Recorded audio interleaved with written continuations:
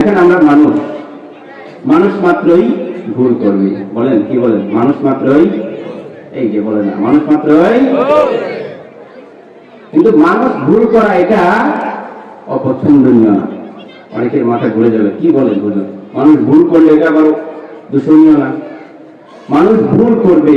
মুসলিম শরীফের একটা হাদিস শুনেন, আল্লাহ নবী সাল্লাল্লাহু আলাইহি সাল্লাম বলেন, আল্লাহ তাআলা এই জাতি যদি গুনাহ না করত, এই জাতি উম্মতে মুসলিমা বা এই জাতি বনি আদম যদি গুনাহ না করত, তাহলে আল্লাহ তাআলা এই জাতিকে এই দুনিয়া থেকে হটায় দিতেন।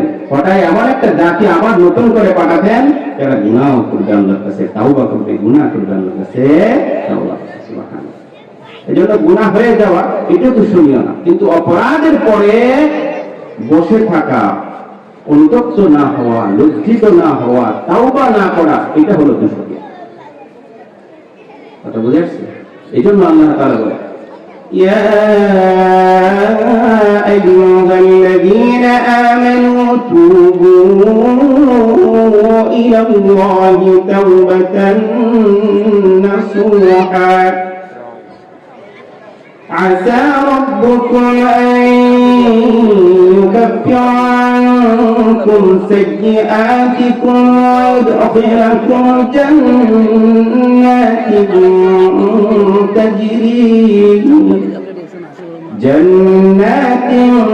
تجري من تحتها الأنهار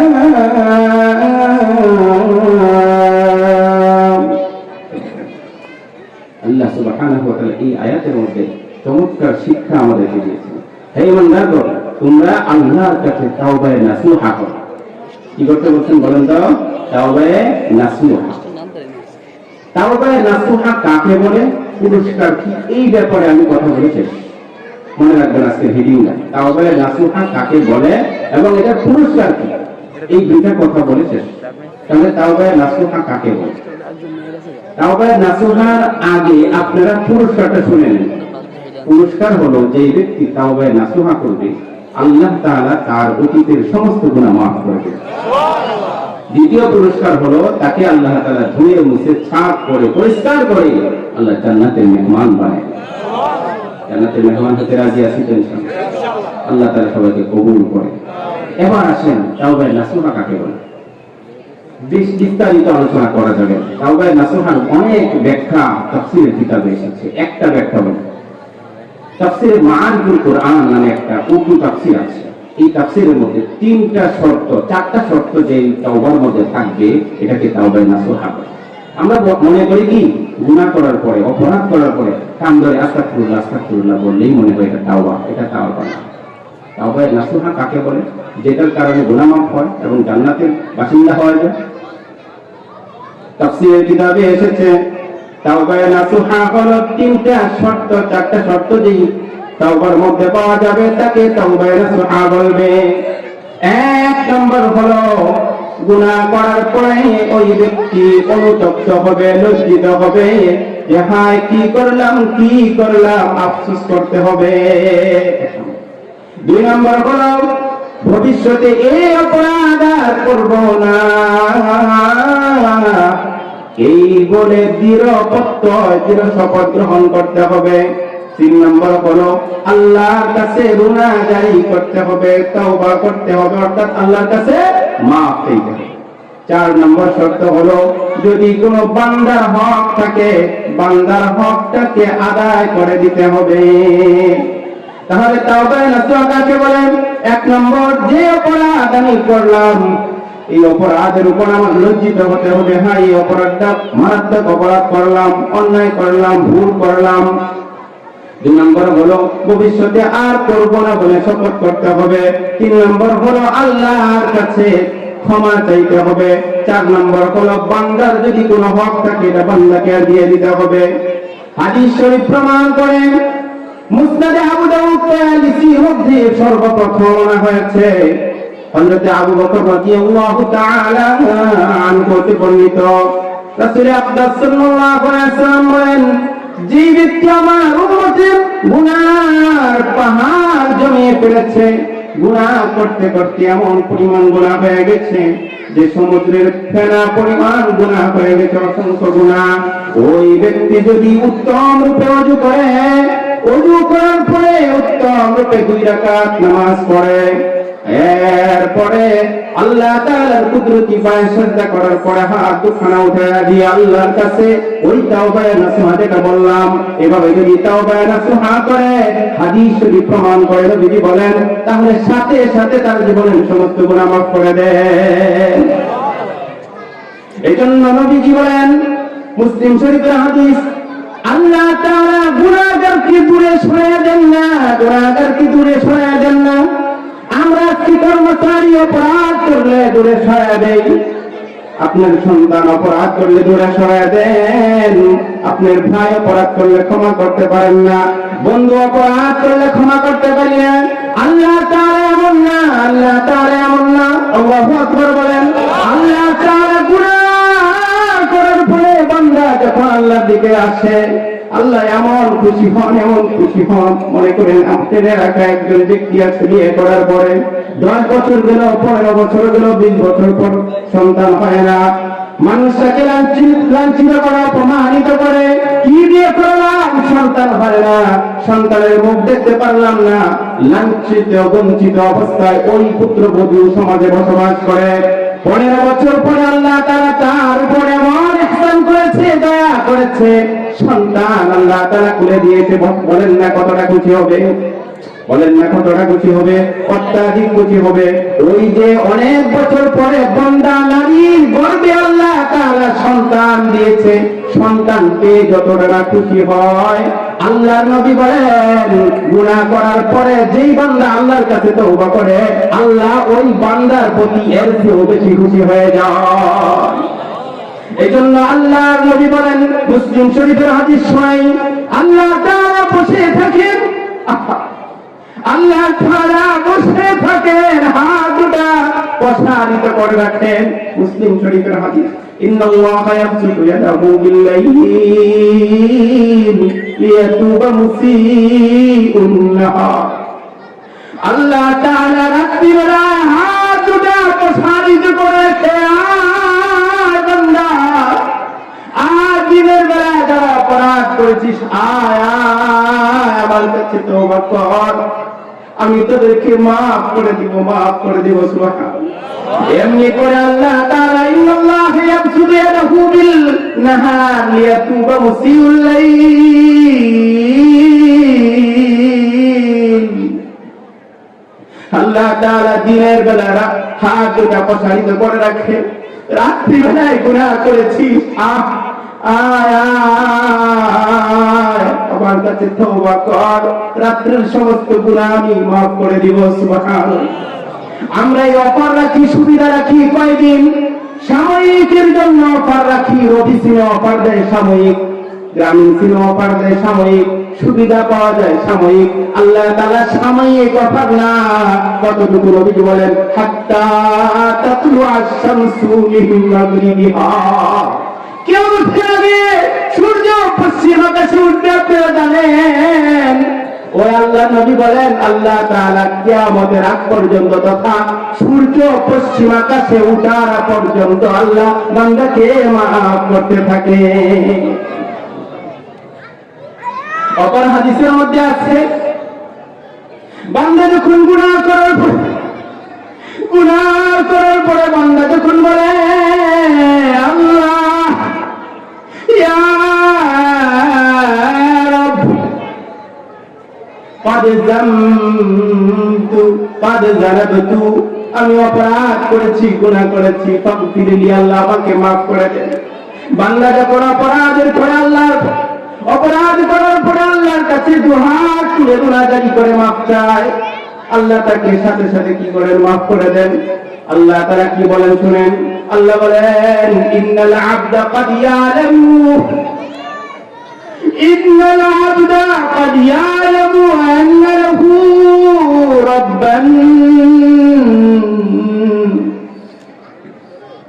ইয়াগফিরু যামবা ওয়া ইয়াখুযু বিহি।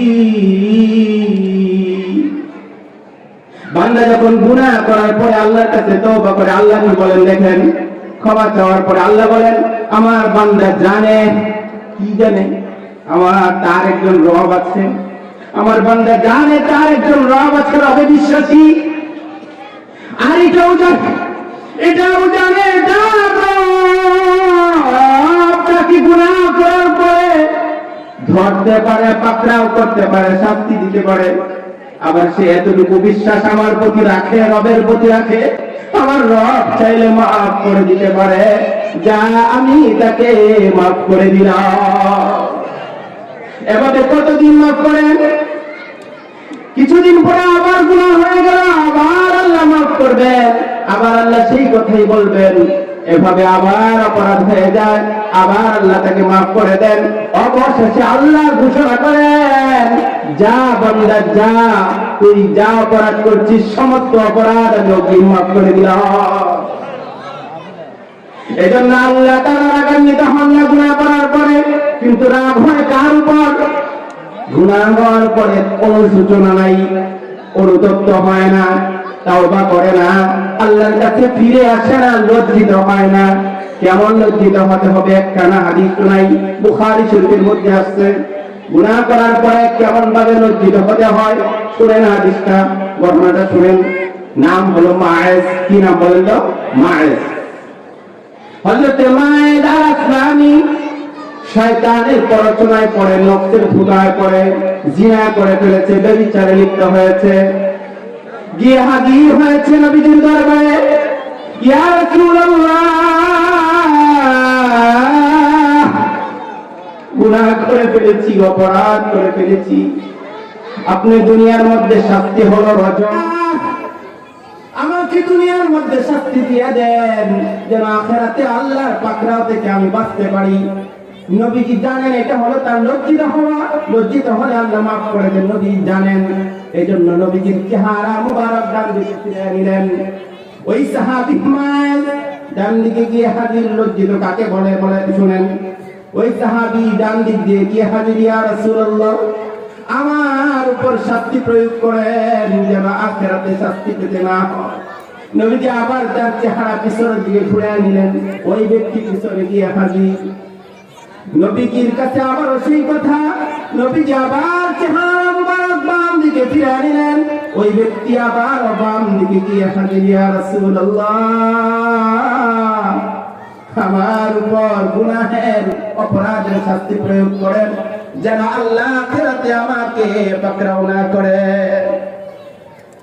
নবীজি আবার, যেহেতু নিজে চারবার সাক্ষী দিয়েছে, ইসলামের বিধান হলো চারটা সাক্ষী যদি নিজে দেয় অথবা অপরের সাক্ষী থাকে তাহলে রজম করতে হয়।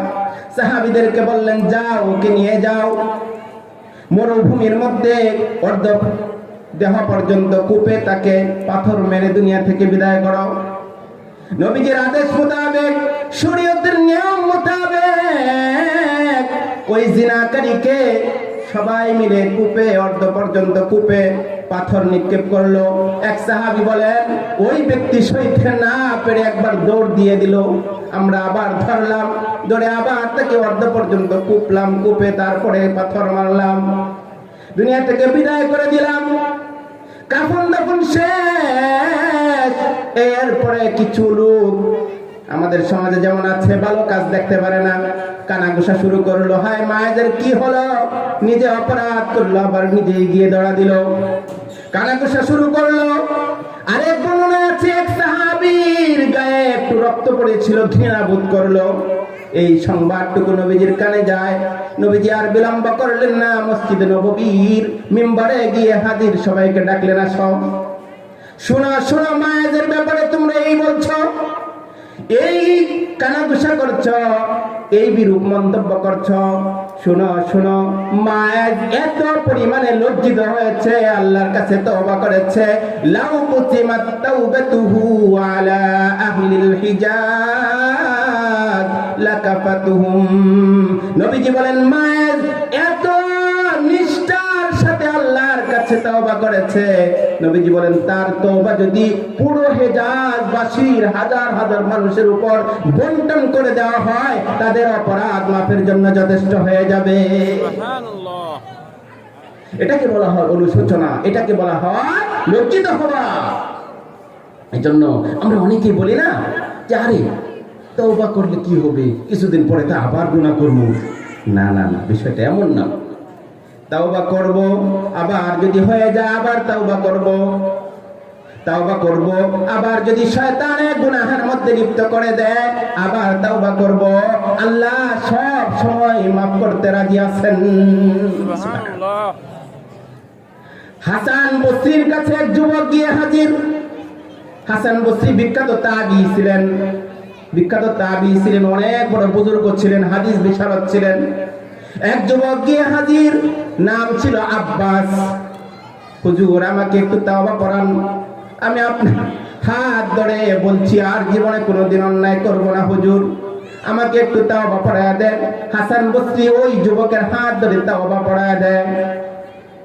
ওই ব্যক্তি আবার বাড়িতে যাওয়ার পরে শয়তানের ধোঁকায় পড়ে আবার গুনাহ করে, আবার তওবা করতে আসে হাসান বসরির কাছে রাহমাতুল্লাহি আলাইহি। হাসান বসরি তওবা পড়িয়ে দেন, আবারও শয়তানের ধোঁকায় পড়ে গুনাহ করে। হাসান বসরি অসন্তুষ্ট হয়ে গেলেন, কি ব্যাপার, খেলতামাশা নাকি এটা? আমার হাত ধরে তওবা করে আবারও সে অপরাধ করে তওবা ভেঙে ফেলে। মৃত্যুর সময় গনিয়ে এসেছে, যুবক মৃত্যু শয্যায় শায়িত, তওবা পড়তে হবে। মাকে বললেন, মা একটু যান না হাসান বসরির কাছে, আমাকে শেষবারের মতো তওবা পড়াতে যান, আমার এখানে আসেন। মা দৌড়ে গেলেন, ওগো শায়েখ হাসান বসরি,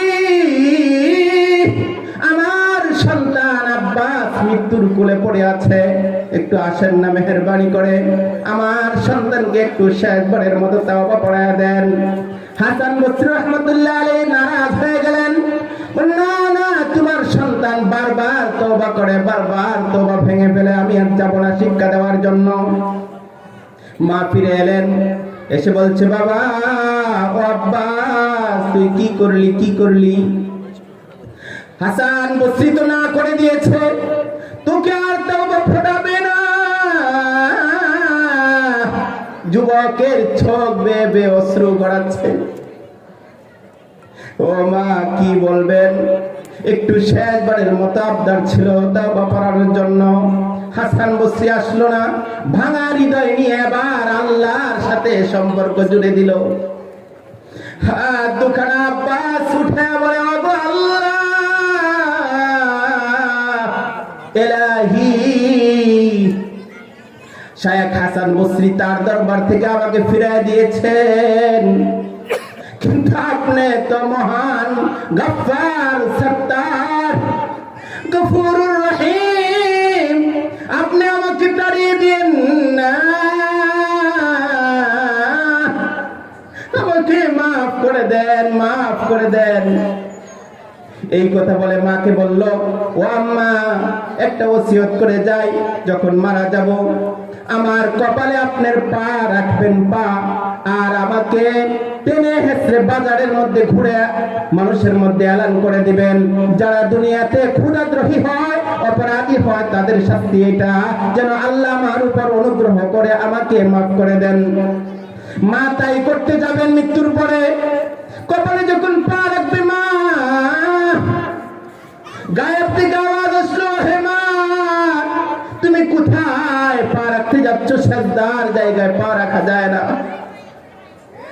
সেজদার জায়গায় পা রেখো না। শোনো শোনো, আমি তোমার ছেলে আব্বাসকে মাফ করে দিলাম। মা তারপরে খুশি হয়ে কাফন দাফনের ব্যবস্থা করলো। পরের দিন রাত্রে বেলায় হাসান বসরিকে স্বপ্নে দেখানো হলো। ইবনুল জাওজি রাহমাতুল্লাহ আলাইহি এই ঘটনা এনেছেন। হাসান বসরিকে স্বপ্নে দেখানো হলো, গো হাসান বসরি, আবু সাঈদ, আমার পথে যারা ফিরে আসে তওবা করতে চায়, কেন তাকে ফিরিয়ে দিলে তুমি? ভবিষ্যতে যদি এমনটা করো তোমাকে কিন্তু ছাড় দেওয়া হবে না। ঘটনা থেকে আমি যেটা প্রমাণ করতে চেয়েছি, অপরাধ হয়ে যাবে, গুনাহ হয়ে যাবে, আবার আল্লাহর কাছে ফিরে আসতে হবে। অপরাধ হয়ে যাবে, আল্লাহর কাছে তওবা করতে হবে, রুনাজারি করতে হবে, নিজের অপরাধের উপর লজ্জিত হতে হবে। রাজি আছেন তো ইনশাআল্লাহ? এই জন্য তওবা সবসময় তাওবার পথকে বেছে নেওয়া, তাওবার পথকে বেছে নেওয়া। মানুষ মাত্রই ভুল, মানুষ ভুল করবেই। কুল্লু বানি আদম খাত্তাউন ওয়া খায়রুল খাত্তাইন আত-তাওয়াবুন। প্রত্যেকটা বনি আদমই গুনাহ করবে, কিন্তু এদের মধ্যে আল্লাহর কাছে শ্রেষ্ঠ কারা? যারা তাওবা করে নেয়। এই জন্য অপরাধ হবে, কিন্তু সাথে সাথে একটা ভালো কাজ এবং তাওবা, দুটা জিনিস করে নিব, আল্লাহ তাআলা রাজি হয়ে যাবেন। জান্নাতের পুরস্কার আমাদের জন্য আল্লাহ বরাদ্দ করে রেখেছেন। যে আয়াত তেলাওয়াত করেছিলাম ওইখানে এটাই বলা হয়েছে, তাওবায়ে নাসুহা করো। তাওবায়ে নাসুহা কাকে বলে? 4টা শর্ত বলেছিলাম। আর তাওবায়ে নাসুহার পুরস্কার কি? 2টা। একটা হলো তার জীবনের সমস্ত গুনাহ মাফ, আর 2 নম্বর পুরস্কার হলো জান্নাতের মেহমান আল্লাহ বানায়। আল্লাহ সুবহানাহু ওয়া তাআলা যে কথাগুলো বললাম, বলনেওয়ালা সুন্নাওয়ালা সবাইকে যথাযথভাবে অনুধাবন করে আমল করার তৌফিক দান করুন। ওয়া আখিরু দাওয়ানা আলহামদুলিল্লাহি রাব্বিল আলামিন। ওয়াসসালামু আলাইকুম ওয়া রাহমাতুল্লাহি তাআলা ওয়া বারাকাতুহু।